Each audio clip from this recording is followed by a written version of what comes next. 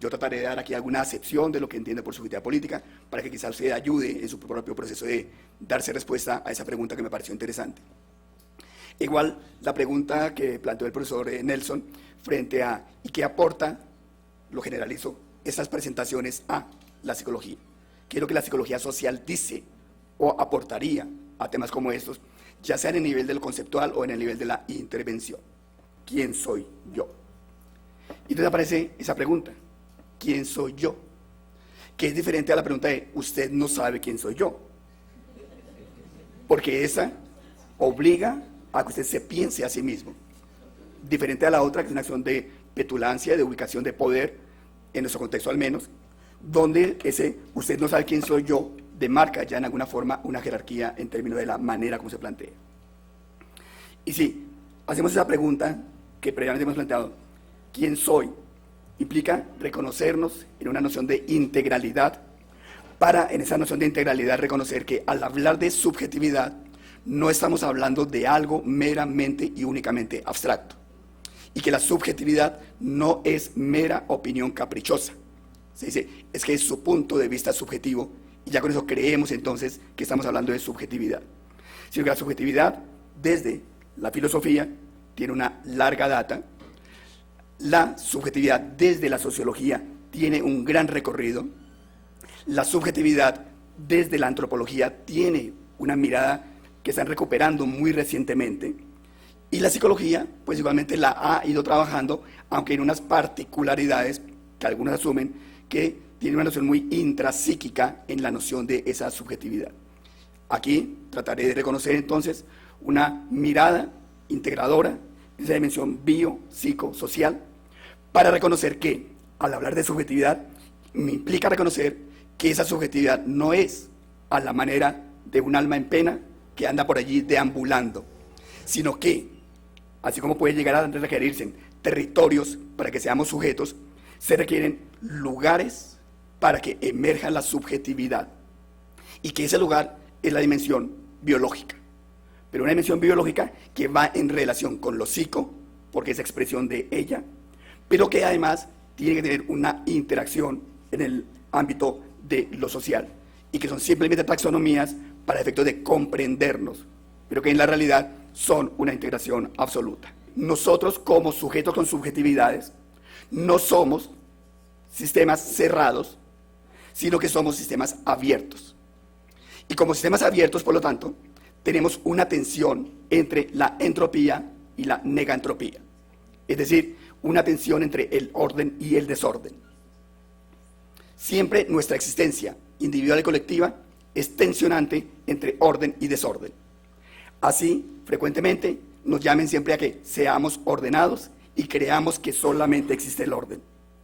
Pero es un artificio que hacemos socialmente para tratar de convivir. En esa tensión entre entropía y negantropía existe la posibilidad de ser quien yo quiero ser. Es decir, la posibilidad autopoyética, la posibilidad de autoconstituirme. Y eso rompe con una condición que es la condición de los determinismos.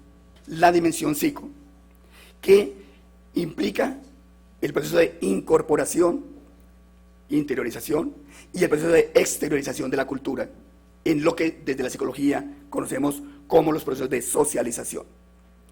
En ese proceso de socialización, nosotros empezamos en el proceso de gestación solamente como presencia biológica, que es un óvulo y un espermatozoide más que expresión biológica de la vida. Estamos hablando vida, no le estamos quitando esa condición, pero como potencia. En la gestación lo que hay es justamente un desarrollo biológico de dos potencias que han tenido la posibilidad de unirse. Y en la gestación se desarrolla esa potencialidad biológica que tendrá la posibilidad de ser potencia social, es decir, pasar de individuo biológico a sujeto a través de ese proceso de socialización, que es el que nos incorpora dentro de la cultura.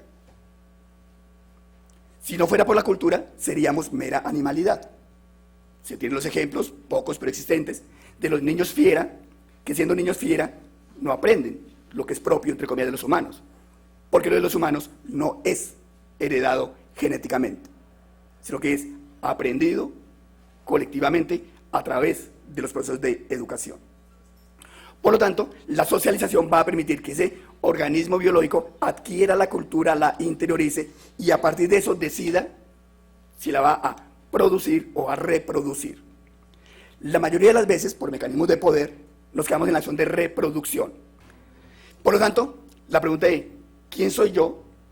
Implica que yo piense sobre ello para darme cuenta y dé respuesta a ese quién soy yo.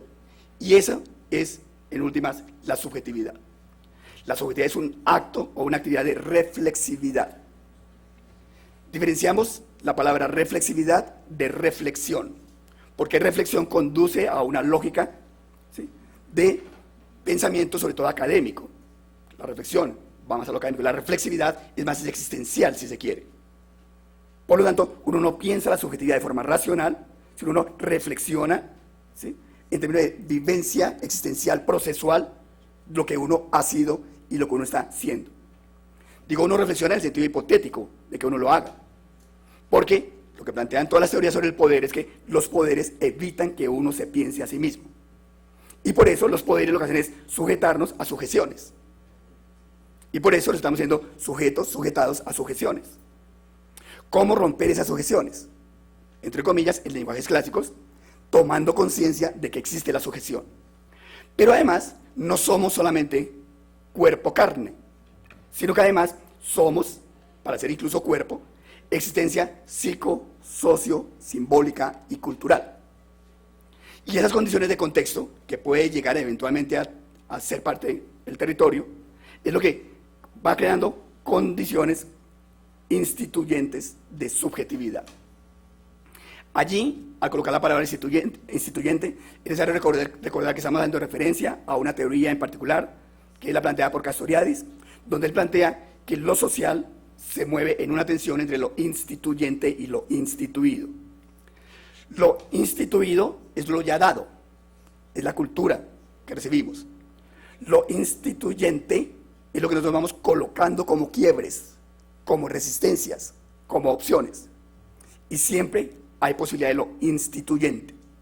Las subjetividades son opciones de crear lo instituyente, es decir, lo nuevo, dentro de algo que nos establece como posibilidad única de ser.